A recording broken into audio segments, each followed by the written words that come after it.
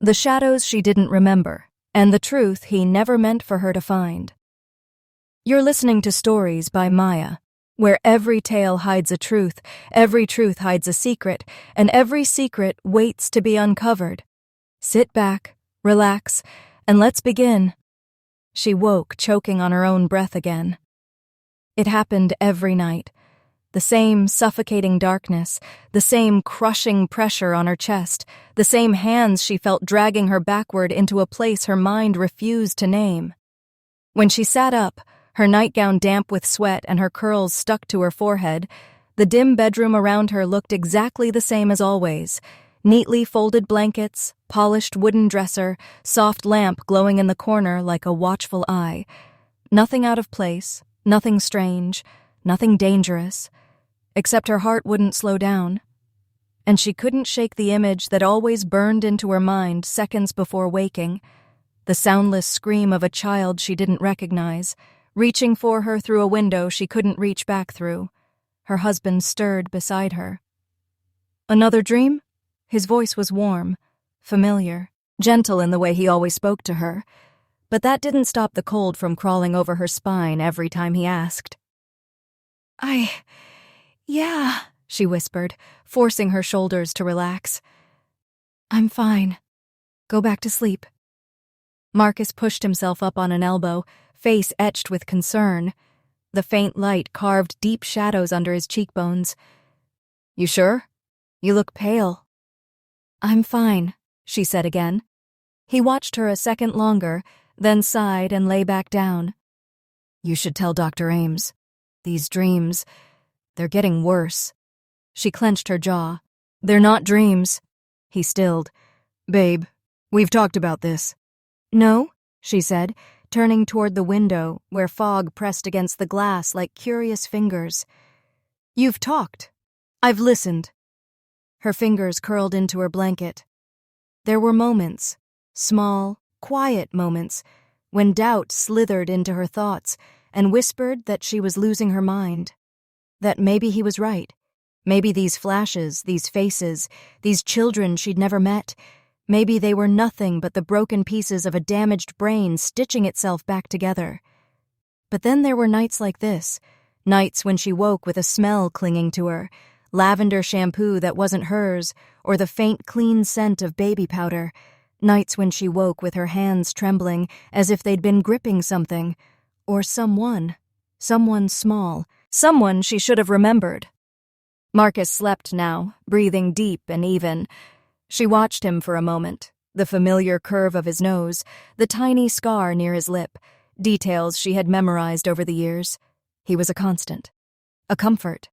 The man she woke up to in the hospital 7 years ago with no memory except her own name. He was the one who told her they'd been high school sweethearts, married right after graduation, moved to the remote town of Harlow Ridge for peace and quiet. Just the two of them. Always had been. At least, that was the story she had been told. But lately, that story felt like a sweater several sizes too small. The threads didn't align. The seams pulled, and something underneath was suffocating. The next morning, she found Marcus sitting at the kitchen table, sipping bitter black coffee as he scrolled through his phone. The appliance hums filled the silence, familiar yet suffocating in their predictability. You were talking in your sleep again, he said without looking up. Her stomach tightened. What was I saying? Something about a little girl. He lifted his eyes to hers. You've never mentioned a little girl before. She froze. The dream, the scream, the tiny hand reaching out. Had she said something? Had she spoken the child's name? Did she know the child's name? I don't remember, she lied, though a ringing started in her ears. Marcus stood, walked to her, and kissed her forehead. I know this is hard. I know your mind is trying to fill the gaps. But we talked about this. Your memories are from the accident. They don't mean anything. She stepped back before he could touch her again. Maybe they mean everything, she whispered. His smile faltered, just for a second. But she saw it, the tiniest crack in the mask. She didn't tell him she'd begun keeping a notebook.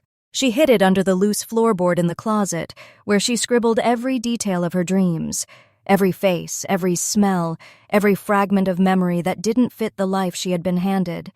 3 kids appeared most often: a girl with beaded braids and dimples, a boy missing his front tooth, another boy with soft curls and wide brown eyes. Her children. She didn't know how she knew. She just knew. Today she wrote something new. The girl's voice said, "Mommy, he's lying." Her hand shook as she wrote it, because this time she had heard the voice clearly. The child wasn't screaming. She was whispering. Warning. A crash jolted her, just Marcus dropping something in the kitchen. She slipped the notebook back into its hiding spot. She needed answers, not from him, from the truth. And the truth was somewhere in this house, maybe everywhere. Her investigation began quietly, subtle questions, watching him, timing his routines, checking what rooms he locked when he thought she wasn't looking. Marcus wasn't careless. He was careful. Too careful. One afternoon while he was in town picking up groceries, she decided to search the basement. He never let her go down there, said it was dangerous, said the floors were unstable, said there were chemicals from old home projects. But today she felt bold, or desperate. She flipped the switch. Dim yellow bulbs flickered to life. Step by step, she descended the wooden stairs, the air growing colder with each foot closer to the floor. It smelled faintly metallic. And something else, something she couldn't place. Then she saw it. A row of metal shelves along the back wall, covered with boxes labeled in Marcus's handwriting. Tools, winter supplies, old clothes. But one box at the bottom wasn't labeled, just plain brown cardboard. Just sitting there, waiting. Her pulse hammered as she knelt and lifted the lid. Inside were photographs. Dozens of them. Children, smiling, laughing, sleeping on couches, playing in backyards, holding birthday cakes. She recognized them. The girl with the braids, the boys with the curls and gap-toothed grin. Her lungs constricted. She flipped one over. A date in the corner. 7 years ago, the year of her accident. Another photo. This one of a man holding the youngest boy on his shoulders. Not Marcus. Her breath broke. She clutched the photo harder, her heart slamming painfully against her ribs. She had a family, a real family, children, a husband, people who loved her, and Marcus kept this from her. No, not just kept it, stole it. A shadow moved behind her, her blood iced. A familiar voice filled the basement. "What are you doing down here?" She turned slowly. Marcus stood at the bottom of the stairs, grocery bags dangling from his hands, his expression unreadable. Then he smiled. But it wasn't the warm smile she knew. It was cold. Wrong. A stranger's smile stretched across a familiar face. "Come on," he said softly. "Let's go upstairs. You shouldn't be poking around in things that don't belong to you." Her fingers tightened around the photo.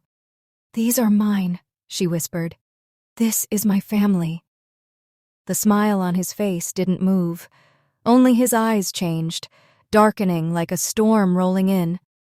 "That's not your family," he said quietly. "That was hers, before the accident."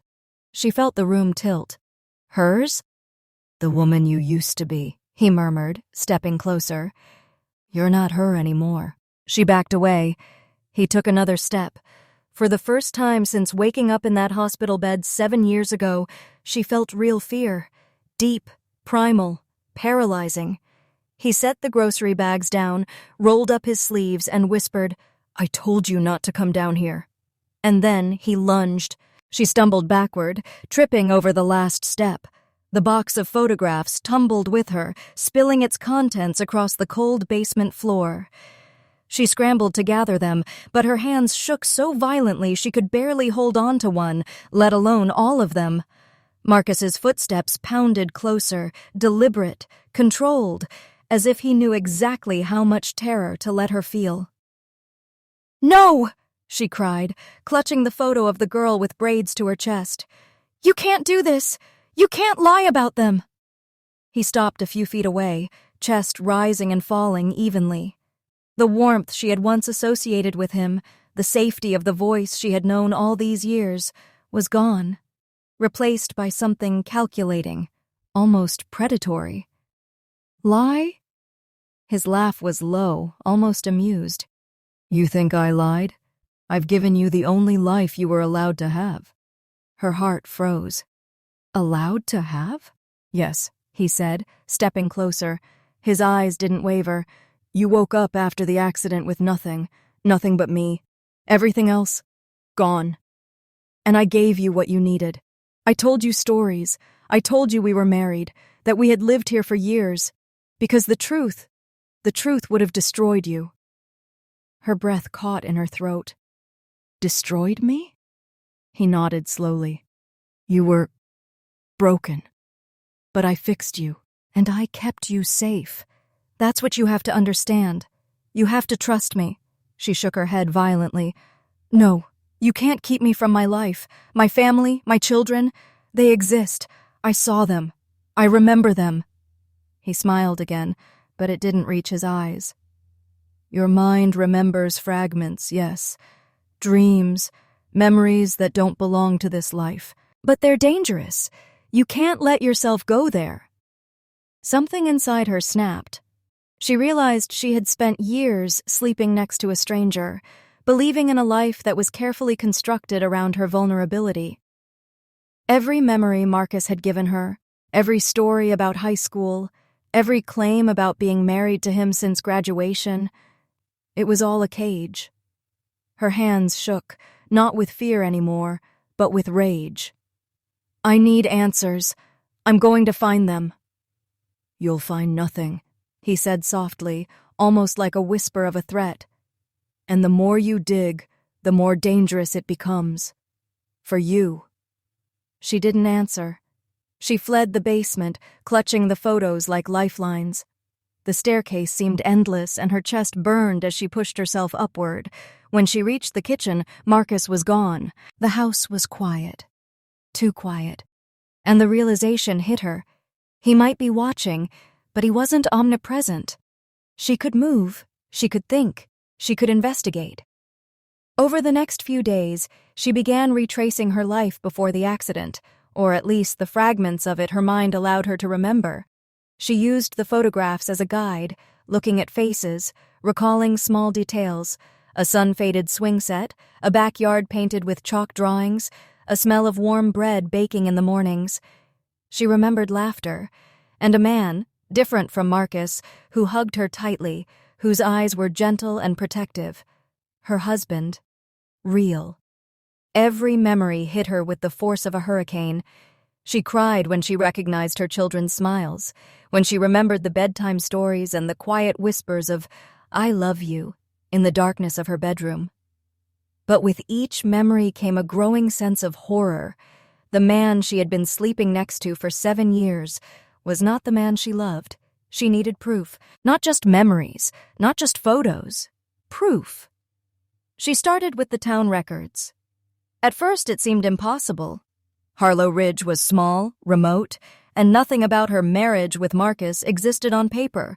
No license, no joint accounts, no property under both their names. She dug deeper, tracing old newspaper clippings, school records, anything that could point to her past. A local library became her sanctuary. She spent hours sifting through archives, scrolling through microfilms, reading every article that might contain her name. And then she found it. A photograph from the day of her accident, a street corner, a blurry figure, the date emblazoned beneath the image. She squinted at the person standing near the car that had crashed, the same car she remembered from fragments of that night. And the man, the stranger standing next to her vehicle, wasn't Marcus. The man was someone else entirely. Her stomach dropped. That figure, the way he held his hands, the predatory calm in his stance, it matched Marcus exactly. The man she had called her husband, her captor, the orchestrator of her suffering. Her hands shook as she traced the edges of the photograph. Her mind screamed in denial, but the pieces were falling into place. The accident wasn't an accident. It had been orchestrated, planned, executed, and Marcus had been waiting in the wings, ready to step into the life of the woman he had trapped. That night, she confronted him. He was sitting in the living room, reading a book, pretending nothing had changed. "You've been busy," he said casually. "Finding old memories again?" "You're not him," she said, voice trembling but firm. "You're not my husband. You're the man who did this to me, who tried to take my life and everything I loved." Marcus looked up slowly. "Careful," he said. "You're starting to sound unstable." "No," she shouted. "I've seen the evidence. I've seen the photos. I remember the children, the real husband, the real life. And you're a monster." He smiled, leaning back in the chair, calm as ever. "A monster? No. I gave you everything you needed. You don't even remember the world you came from. You were broken, and I fixed you. I gave you a life." "I didn't ask for this life," she screamed. "You lied to me. You trapped me. You made me forget my real life." He stood, closing the distance between them with terrifying grace. "And yet, here you are," he said softly. "Alive, safe, comfortable. Isn't that worth something?" Her vision blurred with tears, anger, and rage. She wanted to hit him, to scream until her lungs collapsed. But more than anything, she wanted out. Freedom, truth, justice. "You won't stop me," she said. "I will uncover everything. I will remember everything. And when I do..." Marcus's face twisted into a smirk that made her skin crawl. "When you do... what? You think anyone will believe you? Even the memories you claim are yours? It's too late. Your past, your family, they're gone. Nothing exists outside of this house now." She realized then that her fight wasn't just to reclaim her memories. It was to reclaim herself. To reclaim reality from a man who had stolen it and tried to weave a lie so convincing it could fool even her own mind. Over the next few days, she became a shadow in her own home. Silent, careful, watching Marcus when he wasn't looking. She found hidden keys, secret doors, locked closets, and, most importantly, a hidden journal Marcus had been keeping. The journal detailed his every move, her condition after the accident, her therapy, her daily routines, even the times she had almost remembered something crucial. Every word was a confession disguised as planning, a meticulous blueprint of control. One entry made her blood run cold. "She is improving. Memories flicker. Must maintain illusion. Next phase, strengthen belief she is mine. No one can know the truth." The truth was worse than she imagined. He hadn't just trapped her. He had manipulated her, played with her mind, controlled her reality. And now, armed with memories, photographs, and undeniable proof, she knew she had to escape. Not just for herself, but to reclaim the life that had been stolen. But just as she started making plans, she noticed something strange about Marcus's behavior. He seemed to anticipate her every move. He was always one step ahead, lurking in shadows she hadn't noticed, appearing where she didn't expect him. Every day, the walls of the house seemed smaller, more suffocating. The basement no longer just a storage space, but a cage. And then she remembered one crucial detail. He had never let her leave the house alone. Ever. And now she understood why. Because the world outside might undo everything he had carefully built, and he would do anything to keep it intact. The tension in the house grew unbearable. Every glance between them carried weight. Every word, double meaning. Every step she took, she felt his eyes on her. She was trapped again, but this time, her mind was awake, sharp, and searching for cracks in his armor. And she would find them. She barely slept anymore. Every creak in the hallway, every shift of the floorboards at night, every shadow that moved in the corners of her vision kept her wide awake with her heart pounding against her ribs. Marcus no longer pretended to be calm or patient. His smiles were too sharp now, his eyes too watchful, his movements too controlled. The illusion had broken, and he knew it. And now the man she had once believed was her husband moved through the house with the tension of a wolf circling prey that had somehow found a crack in the fence. He spoke less, watched more, followed her everywhere. She was sure he knew she had found the journal. She was sure he knew she remembered the children. She was sure he could feel her slipping through his fingers. She had to escape before he locked her back into his version of reality forever. She waited until late one night, when the wind howled against the house and the power flickered, a normal occurrence in Harlow Ridge, the kind Marcus never bothered to fix because it never lasted long. Candles cast trembling shadows along the walls as she tiptoed across the bedroom, clutching the 3 photographs she'd found. She eased open the bedroom door and paused, listening. Silence. Maybe he had fallen asleep. Maybe the chance she'd been waiting for had finally come. She inched down the staircase, her hands cold around the wooden railing, every breath shallow. If she could make it to the back door, if she could get outside, if she could just reach the woods. A floorboard groaned behind her. She froze. Going somewhere? Marcus's voice was soft and close, too close. The candlelight from the living room flickered, casting his silhouette long against the wall. His posture was casual, but his jaw was clenched tight. She didn't turn around. "Please," she whispered. "Let me go." No. One word, flat, final. "You don't get to walk out of here and destroy the life I built," he said quietly, though the tremor in his voice betrayed the rage boiling beneath. "Everything I've done was for you." "For me?" She spun around now, anger shaking her voice. "You stole my life!" His eyes narrowed. "Your life was headed toward a dead end. I saved you from that." "No," she said. "You saved me from you." His nostrils flared. She took a step backward. He took a step forward. "You're confused," he whispered. "Trauma distorts things. Those memories, those children, they're not real. They're ghosts your mind created." "I remember their voices," she said, her own voice breaking. "I remember their faces, my daughter calling for me, my son crying, my husband holding my hand." Tears streamed down her face. "They were my family." Marcus's face twitched, and for the first time, she saw fear in his eyes. He lunged. She screamed and dodged, sprinting down the hallway toward the back door. Her fingers clawed at the lock, trembling as she twisted it. She threw the door open, sucking in the cold, damp night air. A hand slammed against the wood beside her face. "You're not leaving me," Marcus hissed. But she was done being afraid. She drove her elbow into his ribs. He grunted, doubling over, and she shoved her whole weight into him, sending him stumbling into the wall. She tore through the doorway and into the night, sprinting into the woods as branches clawed at her arms. "Get back here!" Marcus's roar split through the darkness. She didn't stop. Couldn't.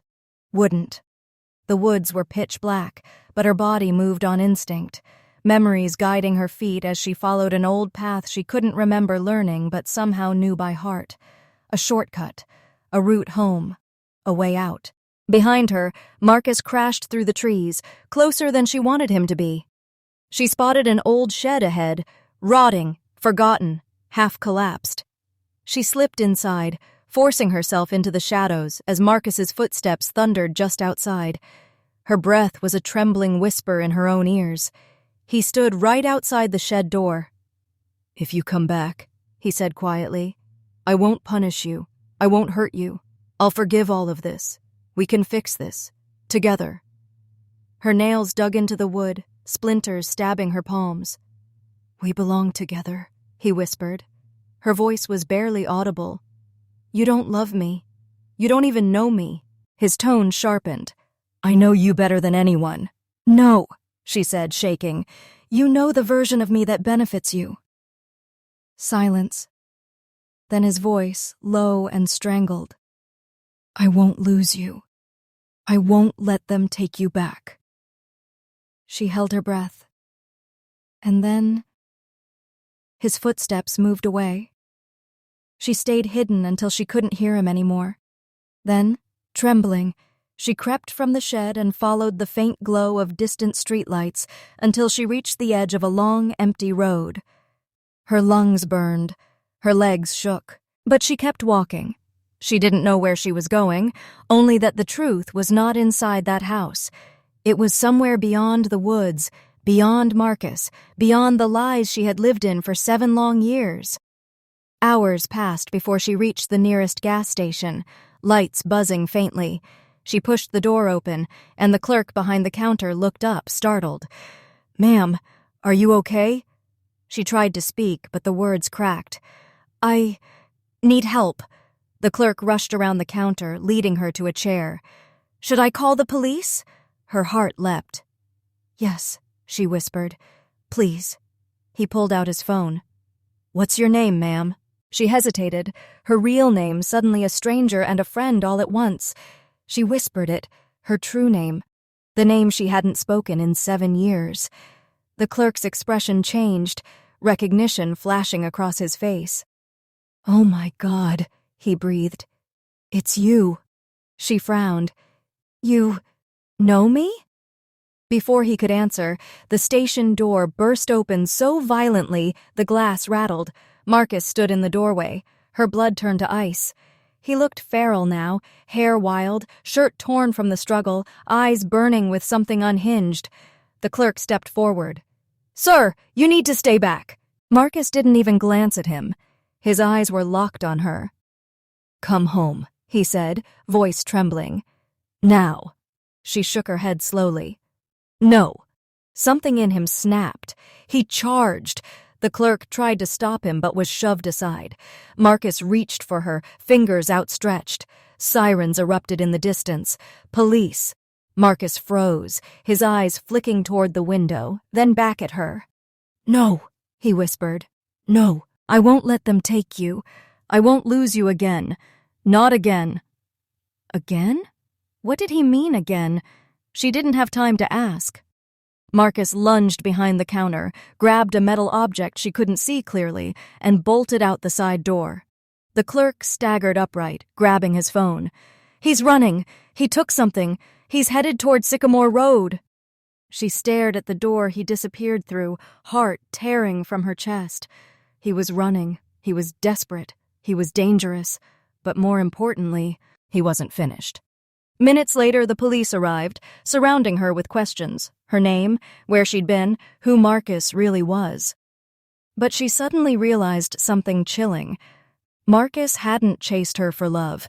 He hadn't chased her out of obsession. He had chased her because she knew the truth. And he wasn't trying to keep her safe. He was trying to keep himself safe. 2 officers led her outside toward the patrol car. She felt a surge of relief, a rare moment of safety. One officer opened the back door for her, but before she could step in, the officer's radio crackled. "We found something behind the gas station," a voice said. Looks like old police files, hospital files, missing persons reports, all with her name on them." Her heart stuttered. Missing persons reports? Plural? The officer glanced at her with confusion. "Ma'am, according to this, you didn't disappear 7 years ago." She blinked. "What?"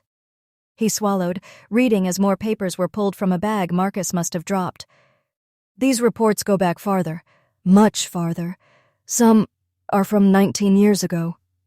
Her breath left her body. "No," she whispered. "That doesn't make sense. The accident was 7 years ago." The officer looked at her, eyes dark with a realization she didn't yet understand. "Ma'am, according to these files, you went missing twice." The world spun. Twice? How? Why? If Marcus wasn't her husband, if he had staged the accident 7 years ago, then who took her the first time? 19 years ago? Her chest tightened as another officer lifted one final paper from the bag, older, yellowed, edges torn. A photo, her face, younger, smiling. And beside her, a man holding her hand, her real husband. But the officer holding the file went pale. This man, the one in the photo. She leaned in, and her blood froze, because the man in the picture, her real husband, the one she remembered with love, the one she had been searching for, he wasn't Marcus, but the officer's next words shattered the ground beneath her feet. This man is still alive, and he filed another missing person report just 3 months ago. 3 months ago? Her eyes widened. If he filed a report recently, he never stopped searching for her. But then, who took her 19 years ago? Why did she vanish twice? Why was Marcus so desperate to keep her hidden? Everything she thought she finally understood exploded into chaos. Her real husband was out there, alive, searching. The truth wasn't over. The nightmare wasn't over. Marcus wasn't the only monster. And maybe, just maybe, she wasn't the only one who had lost her memories. Before she could speak, the officer's radio crackled again, urgent, frantic. "We've got another situation. There's been a break-in at the town archive. Someone's stolen the original police records from 19 years ago, all of them." Her stomach dropped. She knew who it was. Who else would risk it? Who else was desperate to bury the past? But then the voice on the radio added one last horrifying detail. "And we found a note left behind." A pause. "It's addressed to her." The officer handed it to her. Her hands trembled as she unfolded the scrap of paper. Just one sentence. "I wasn't the only one who took you." Her heart stopped. Below the sentence, a smeared fingerprint. A child-size fingerprint. She stared at it, breath shaking, every part of her body freezing. A child? A child was involved?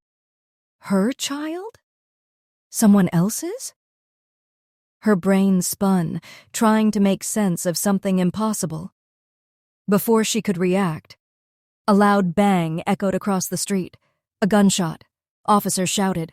People screamed, and through the chaos she saw a figure sprint out of the shadows. Marcus. Wild-eyed, bleeding, holding something in one hand. Something small, something wrapped in fabric. He saw her. Their eyes locked. He whispered something she couldn't hear. Then he ran into the woods. Gone. The officers chased after him. But she already knew. This wasn't the end. This was the beginning. The truth wasn't what she thought. Her memories weren't complete. Her children, were they alive? Missing? Taken? Her husband? Why did he file another report now? What did he know? What was he hiding? And Marcus? If he wasn't the only one who took her, then who else had been pulling the strings? Her entire world tilted beneath her, and the last thought that entered her mind before the darkness swallowed her was the most terrifying one of all. What if the person she feared the most was still waiting to be remembered? Thank you for listening to Stories by Maya, where every story hides a warning, every warning hides a truth, and every truth brings you closer to the mystery. Don't forget to like, share, and subscribe for more unforgettable tales.